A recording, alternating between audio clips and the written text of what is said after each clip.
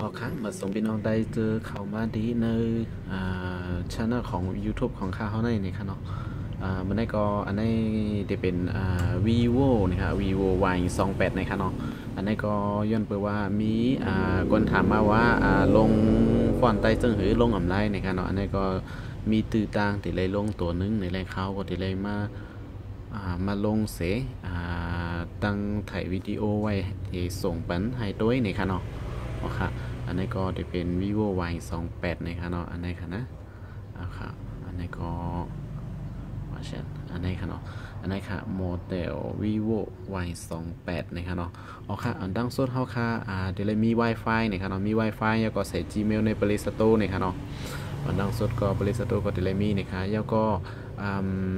เข้ากว่าดี Google ในก็ไล่นะครับเนาะกว่าดี Google Chrome อันนี้ก็ไล่นะครับเนาะอันนั้นก็ดีเลยก็ไล่นะครับก็อันนี้ก็เข้ากว่าดีเว็บไซต์ www.dainum.com นะครับเนาะเว็บไซต์เราได้หนุ่มเขานะครับโอเคอันนี้ก็เขาก็ลงมาตั้งเตอร์ในนะครับเนาะมันจะมีดีโหลดฟอนต์นะครับนะอันนี้ค่ะจะมีเป็นฟอนต์นะครับเนาะเขาค่ะเอาอันเป็นอันตั้งเตอร์ในค่ะนะอันนี้เป็น Y28นี่มันจะเป็นรุ่นเก่าอีกนึงนะครับเนาะอันตั้งเหนือนี่จะเป็นตอนตา vivo รุ่นใหม่นะครับเนาะอันนี้ก็เขาค่ะเอาอันตั้งเตอร์นะครับนะเขาค่ะก็เด็กเข้ากว่านะครับเนาะเด็กเข้ากว่าก็อยู่ดี Wi-Fi เขาค่ะไว้นะครับเนาะอันนี้ก็เทิงอินค่ะ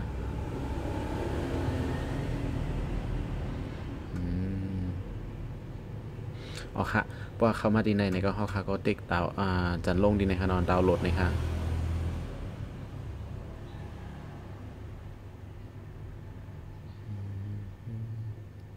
อ๋อค่ะอันนี้ก็ติ๊กดาวน์โหลดนะคะดาวน์โหลดได้นะคะเด็กขึ้นตั้งเหนือนะคะนะ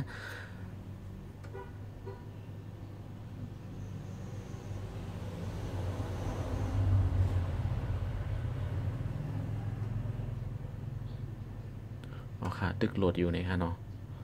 57 77100อ๋อค่ะเพราะว่าเขาขาโหลดยาวในเข้ากว่าเปิดดีในอำไลในค่ะเนาะเพราะเขาขากว่าเปิดมังเครื่องมันเตรียมในคณะเขาก็ดีเลยออกมาเสียเข้ากว่าดีไฟล์มันดีจาดีในค่ะเนาะอันนี้ค่ะนะอ๋อค่ะเขาขาก็มาด้วยดีดาวน์โหลดในคณะเรียนเขาขาโหลดมานั่นค่ะนะว่ามีสังพองในค่ะนะอ๋อค่ะอันนี้ก็เขาขามาเลือกเตรียมเป็นตัว A ในค่ะนะอ๋อค่ะอันนี้ก็เขาขาก็เด็กเข้ากว่าในค่ะเนาะแล้วก็เด็กดี apply ดีในค่ะนะ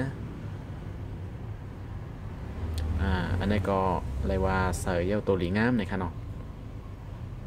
อ๋อค่ะอันนี้เขาขาเสือฟอนต์มันเย้าตัวเย้าในค่ะเนาะอันนี้ก็หรูเป็นพิมพ์คีย์บอร์ดมันเสมาปอดด้วยกุ้ยในค่ะอันนี้เขาขาก็กดโหลดเป็นพิมพ์ใน Play Store ในค่ะเนาะเข้ามาที่ Play Store แล้วก็แต้มชื่อว่าCherry Keyboard ในค่ะเนาะมันก็ได้ขึ้นมา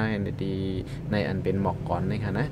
อันนี้ก็เขาขาโหลด install ในค่ะเนาะอันนี้เรียกว่าอ่านแล้วในค่ะเนาะในค่ะนะค่าเขาโหลดฟอนต์มันมาใส่มาไกลแล้วมันก็อ่านไรว่าหมอกก้อนในเอาค่ะเนาะสงสัยว่าอันไปใส่ฟอนต์มันในได้ดีอ่านอันไปไล่นะฮะ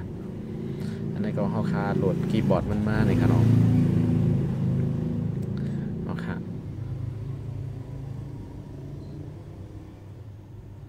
อ๋อค่ะอันนี้ก็เป็นอันเย้าตัวในค่ะเนาะเขาค่ะก็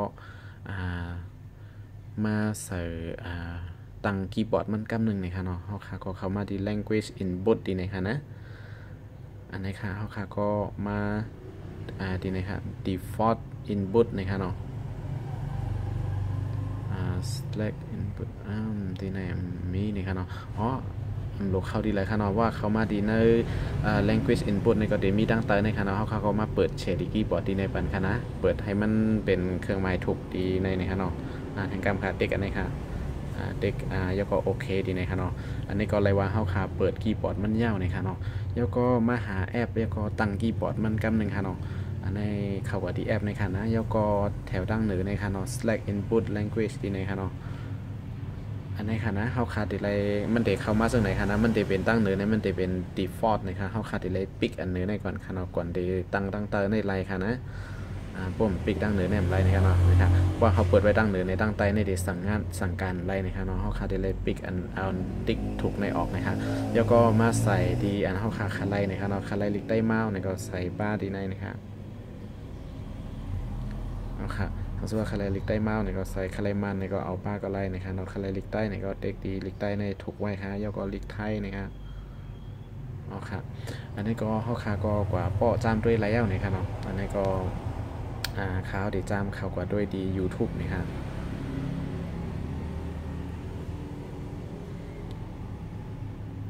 อันนี้ก็เป็นพิมพ์นะครับเนาะเพราะว่าเขามาดีในมันจะเป็นคีย์บอร์ดอันเก่าอยู่นะครับเนาะตอนตัดเดี๋ยวไรคีย์บอร์ดใต้เดียนเขาขาโหลดมานั่นนะครับเนาะเขาขาก็ลากตั้งเหนือในลงค่ะนะลากลงมาจากไหนค่ะแล้วก็มาดีอันเป็นอันไหนค่ะนะ Slack input method ดีในค่ะเนาะเขาขาก็มาเลือกดีเชลีได้ดีในค่ะเนาะสังเกตว่าเขาขาตีป้อลิกใต้ค่ะนะอันนี้ค่ะอันนี้ก็ติดขึ้นมาเป็นลิกใต้แล้วก็ป้ออะไรกำซื้อนี่ค่ะเนาะอันนี้ค่ะอันนี้ก็ดีป้ออะไรนี่ค่ะมันจะเขาขาหาจ่ายสังนี่ค่ะเนาะสร้างบอสไก่ขึ้นจำนาจ่ายนี่ค่ะอันนี้ครับมันก็ได้ขึ้นมาใจหันแรงใจเจิงหันในเจิงในก็เดมีมดนะครับเนาะอันนี้ก็เข้ากับด้วยตีในนี่ฮะ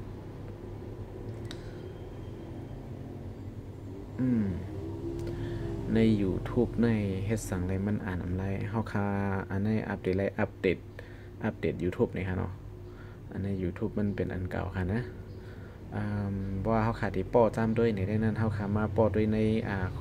เมสเซจในก็ไลน์นะครับเนาะอันนี้ค่ะนะในค่ะเขาขาดแดมจื้อแดมสั่งจื้อในไลน์นะครับเนาะเย้าก็ใน Facebook ว่าไลน์ว่าจื้อในก็เด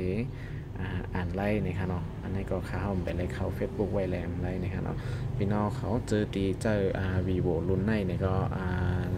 ลองจำด้วยนะครับเนาะค่ะเย้าก็กว่า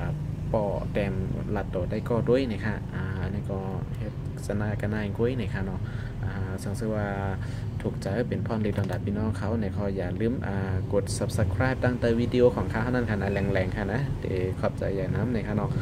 ค่ะอันนี้ก็ยก็วันนามามีวิดีโออีกสังในก็มีตัวทบเสนอในก็เดี๋ยวออกมาขึ้นให้พี่น้องเขาเลยด้วยนะคะเนาะอันนี้ก็มีกันนายนะคะเมื่อสงค่า